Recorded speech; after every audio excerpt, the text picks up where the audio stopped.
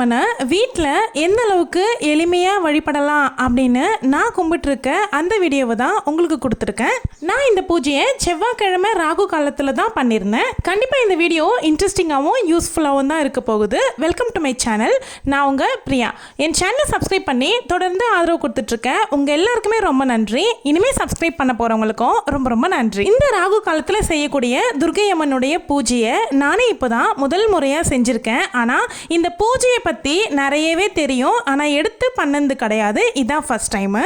கல்யாணத்துக்கு முன்னாடி எல்லாம் நிறைய கோவில்களுக்கு போவேன். அம்மன் கோவிலுக்கு அதிகமாக போவேன். அதுலேயும் எனக்கு நாகத்தம்மன்னா ரொம்பவே பிடிக்கும். அப்போது அங்கே இருக்கிற துர்க்கை அம்மனுக்கு செவ்வாய்க்கிழமைகளில் எலுமிச்சை பழம் விளக்கு நான் போட்டுட்டு இருந்தேன். எனக்கு அப்பா அம்மானு யாரும் இல்லை அப்படிங்கிறதுனால நல்ல வாழ்க்கை அமையணும் அப்படிங்கிறதுக்காக வேண்டி தான் இந்த ராகு காலத்தில் துர்க்கை அம்மன் வழிபாடை நான் செஞ்சுக்கிட்டு இருந்தேன். அதே மாதிரி எங்கள் அப்பா செஞ்ச புண்ணியத்தினாலேயும் நான் செஞ்ச வழிபாடுனாலேயும் எனக்கு ஒரு நல்ல வாழ்க்கை துணையோட நல்ல ஒரு வாழ்க்கை கிடைச்சிருக்கு. கொஞ்சம் வருஷமாவே நான் அம்மன் வழிபாடை சுத்தமாகவே விட்டுட்டேன் அப்படின்னு தான் சொல்லணும். குலதெய்வமாகிய சப்த கன்னி தாயார் மட்டும்தான் கும்பிட்டுட்டு இருந்தேன். அதை தவிர்த்து மற்ற அம்மனை கும்பிடுவேன் அப்படின்னா வரமகாலட்சுமி பூஜை நல்லாவே பண்ணுவேன்.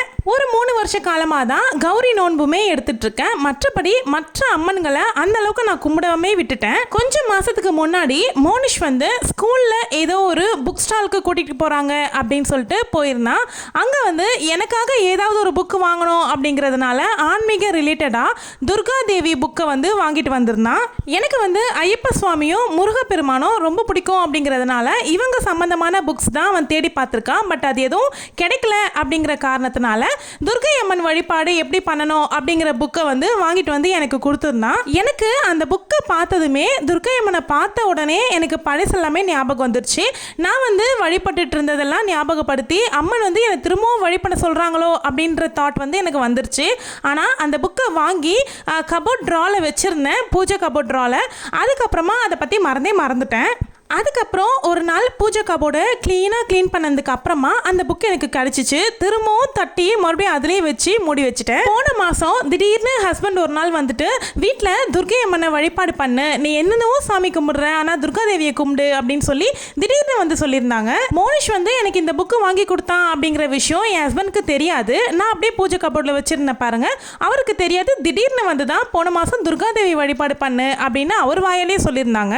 எனக்கு அப்போ ரொம்ப பெரிய ஷாக்கு. திடீர்னு ஏன் இவர் இந்த பூஜை பண்ணு அப்படின்னு சொல்றாரு, அம்மன் நம்மளை ஏதோ சொல்ல நினைக்கிறாங்க அப்படின்னு தோணுச்சு. அதுக்கப்புறம் நானுமே முடிவு பண்ணிட்டேன், சரி ஓகே நம்ம செவ்வாய்க்கிழமைகளில் ராகு காலத்தில் பூஜை பண்ணலாம் அப்படின்னு முடிவு பண்ணி வச்சிருந்தேன். அப்படி முடிவு பண்ணியுமே ஒரு 2 வாரம் தள்ளி போயிருச்சு. அதுக்கப்புறம் வினிதாஸ் கிரியேஷன் யூடியூப் சேனல் வச்சிருக்காங்க பார்த்தீங்களா, அந்த வினிதா சிஸ்டர் ஒரு கான்டெஸ்ட் வச்சிருந்தாங்க அவங்களுடைய சேனலில். அதில் நான் வின் பண்ணதுக்காக எனக்கு ஒரு கிஃப்ட் சென்ட் பண்ணியிருந்தாங்க. அதை நான் ஷார்ட்ஸ்லேயுமே ஷேர் பண்ணியிருந்தேன். நான் 100% முருக சம்பந்தமான பொருளை தான் அனுப்பியிருப்பாங்க அப்படின்னு ரொம்ப ஆவலாக பிரித்து பார்த்தப்போ தான் எனக்கு தெரிஞ்சிச்சு. ஓம் சக்தி அப்படின்னு போட்டிருந்தேன். ஓம் விளக்கு சக்தின்னு எழுதி அனுப்பியிருந்தாங்க. ஆடி மாதத்தில் அந்த விளக்குமே எனக்கு ரிசீவ் ஆன உடனே எல்லாமே எனக்கு கனெக்டடாக இருக்க மாதிரி ஃபீல் ஆச்சு. இன்னொரு ஆச்சரியம் என்னென்னா, அந்த விளக்கு ரிசீவ் ஆகிற அன்னைக்கு நான் மார்னிங் என் ஹஸ்பண்ட் கிட்ட சொல்லியிருந்தேன், நான் கம்மிங் டியூஸ்டேலேருந்து பூஜை பண்ண ஸ்டார்ட் பண்ண போகிறேன் அப்படின்னு அவங்கக்கிட்ட நான் சொல்லிட்டேன் கம்பல்சரியாக. அதுக்கப்புறமா தான் இந்த விளக்கு ரிசீவ் ஆச்சு. சரி ஓகே, இந்த விளக்கை யூஸ் பண்ணி தான் நம்ம இந்த பூஜையை பண்ணணும் அப்படின்னு முடிவும் பண்ணிட்டேன். நிறைய பேருக்கு துர்க்கை அம்மன் வழிபாடு வீட்டில் பண்ணலாமா பண்ணக்கூடாதா அப்படின்னு நிறைய சந்தேகம் இருந்துச்சு. எனக்குமே அந்த டவுட்லாம் இருந்துச்சு. நானுமே எல்லாமே தெளிவுபடுத்திக்கிட்டு அதுக்கப்புறமா தான் வீட்டில் பண்ணியிருந்தேன். என்கிட்ட துர்கா தேவி ஃபோட்டோ தனியாக கிடையாது. அதனால் ஏதாவது ஒரு அம்மன் ரூபமான ஃபோட்டோவை வச்சுக்கலாம் அப்படிங்கிறதுனால நான் குலதெய்வத்தில் எனக்கு சப்த கன்னி தாயார் தான் குலதெய்வம். அதில் ஒருத்தவங்க வாராகி தேவி, அவங்களுடைய ஃபோட்டோவுமே நான் வச்சுக்கிட்டு துர்க்கை அம்மனாக பாவிச்சு அன்னைக்கு சிகப்பு நிற பூக்கள்லாம் சாத்தி நான் பூஜை பண்ணியிருந்தேன். இந்த பூஜையை கண்டிப்பாக ராகு காலத்தில் தான் பண்ணணும். செவ்வாய்க்கிழமை பண்ணீங்க அப்படின்னா சிறப்பான பலன் இருக்கு. வெள்ளிக்கிழமையில் வரக்கூடிய ராகு காலத்திலையுமே பண்ணலாம். எதிரிகளால் நிறைய தொந்தரவு இருக்கு அப்படின்னா நீங்கள் ஞாயிற்றுக்கிழமையில் வரக்கூடிய 4-6 ராகு காலத்தில் இந்த பூஜையை தாராளமாக பண்ணலாம். எனக்கு வெள்ளிக்கிழமைகளில் ரெகுலரான பூஜை பண்ணுவேன் அப்படிங்கிறதுனால அந்த நாளை விட்டுட்டேன். ஞாயிற்றுக்கிழமை எப்பயாவது வீட்டில் பசங்களுக்காக வேண்டி நான்வெஜ் செய்வேன் அப்படிங்கிறதுனால ஞாயிற்றுக்கிழமை எப்போவுமே வேலை வந்து இருந்துக்கிட்டே இருக்கும். அதனால் நான் ஞாயிற்றுக்கிழமை சூஸ் பண்ணல. எனக்கு வந்து டியூஸ்டே கன்வீனியண்ட்டாக இருக்கும் அப்படின்னு தோணுச்சு. டியூஸ்டே 3 to 4:30 தான் இந்த பூஜை நான் பண்ணியிருந்தேன். தாயாருக்கு வந்து எலுமிச்சை பழம் வந்து வைக்கணும். ஆனால் அந்த அன்னைக்கு எலுமிச்சை பழம் என்கிட்ட இல்லை. இருந்தாலும் கூட பரவாயில்ல, நம்மக்கிட்ட இருக்கோ அதை வச்சு முதல் வாரம் ஆரம்பிச்சிருவோம். அதுக்கப்புறமா கூட அடுத்த வாரம் நம்ம தாயாருக்கு என்னெல்லாம் பிடிக்குமோ அதெல்லாம் வச்சு ஒவ்வொரு வாரமாக நம்ம வச்சு கும்பிடலாம் அப்படின்னு யோசித்து வச்சுருக்கேன். 9 வாரம் கும்பிடலாம் அப்படின்னு நினச்சிருக்கேன். நான் வச்சுருந்த வேண்டுதலுமே நான் கும்பிட்டு முடித்த மறுநாளே எனக்கு வந்து நடந்துடுச்சு. இன்னும் 2 வேண்டுதல் வச்சுருக்கேன். அது எப்போ நடக்கும் அப்படின்னு தெரியல. நடக்கும்போது கண்டிப்பாக உங்ககிட்ட ஷேர் பண்ணுறேன். அதே மாதிரி எலுமிச்சை பழம் விளக்கு வந்து வீட்டில் போட வேண்டாம் அப்படின்னு நான் நினச்சி போடலை. நிறைய சர்ச் பண்ணி பார்க்கும்போதுமே வீட்டில் வந்து எலுமிச்சை பழ விளக்கு வந்து போட வேண்டாம் அப்படிங்கிற மாதிரி தான் வந்துருந்துச்சு. அதனால் நான் நல்ல சுத்தமான நல்லெண்ணெய் ஊற்றி தான் தீபம் போட்டுக்கிட்டேன். நெய் தீபம் கூட போடலாம். நான் தான் கல்யாணத்துக்கு முன்னாடி நிறைய கோவிலில் பூஜை பண்ணியிருக்கேன்ல, அதனால் எனக்கு நிறைய துர்க்கை அம்மன் பாடல் வந்து நல்லாவே தெரியும் பாடுறதுக்கு.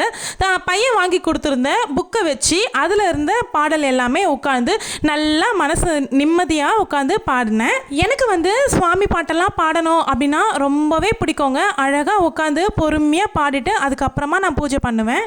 துர்க்கை அம்மனுக்கு செவ்வரளி பூக்கள் வந்து போடுறது ரொம்ப ரொம்ப விசேஷம். அப்படி அது கிடைக்கல அப்படின்னா சிகப்பு நிறத்தில் இருக்கக்கூடிய செம்பருத்தி கூட யூஸ் பண்ணலாம். அப்படி இல்லைன்னா நான் போட்டிருக்க மாதிரி சிகப்பு ரோஜா வந்து யூஸ் பண்ணிக்கலாம். நான் வந்து ரொம்பவே சிம்பிளாக அப்படி தான் பண்ணியிருக்கேங்க. ஒரு மனையில் மஞ்சள் குங்குமம் வச்சு கோலம் போட்டுட்டு அதுக்கு மேலே ஒரு சிகப்பு துணியை விரிச்சிக்கிட்டு அம்பாளுடைய படம் வச்சுக்கிட்டேன். பிள்ளையார் வந்து வச்சுக்கிட்டேன். பக்கத்தில் சிகப்பு கலரில் இருக்க பிள்ளையார் எடுத்துக்கிட்டேன். அது வந்து பவழ பிள்ளையார். அது பக்கத்துலேயே வந்து வினிதா சிஸ்டர் அனுப்பியிருந்தேன் அந்த ஓம் சக்தி போட்டிருந்தேன் அந்த விளக்குமே முறையாக பயன்படுத்தியிருந்தேன். ரொம்ப சந்தோஷமாக இருந்துச்சு. நான் வந்து இன்றைக்கி குங்கும அர்ச்சனை தான் நான் பண்ண போகிறேன். நெய்வேத்தியத்திற்கு கற்கண்டு தான் எடுத்துக்கிட்டேன். அன்னைக்கு என்கிட்ட அதான் இருந்துச்சு. சரி ஓகேன்னு நான் அதே வச்சுக்கிட்டேன். குங்கும அர்ச்சனை செய்கிறது ரொம்ப ரொம்ப விசேஷம். நம்ம வேண்டியவாறு அம்பாள் வந்து நமக்கு கொடுப்பாங்க. இதுலேருந்து ஒன்று மட்டும் எனக்கு நல்லாவே புரிஞ்சிருச்சுங்க. நம்ம எத்தனையோ வருஷங்களுக்கு முன்னாடி அந்த தெய்வத்தை கும்பிட்டு இருந்தோம் அப்படின்னா கூட நம்ம மறந்துருந்தாலும் கூட தெய்வம் நமக்கு ஞாபகப்படுத்தும் அப்படிங்கிறத நல்லா புரிஞ்சுக்கிட்டேன் அப்படின்னு தான் சொல்லணும். ஏன்னா நான் கல்யாணத்துக்கு முன்னாடி வாரம் அம்மன் கோயிலுக்கு போயிட்டு துர்க்கை அம்மனை வழிபாடு பண்ணிக்கிட்டு வருவேன். அது எனக்கு நல்லா நினைவூட்டினாங்க.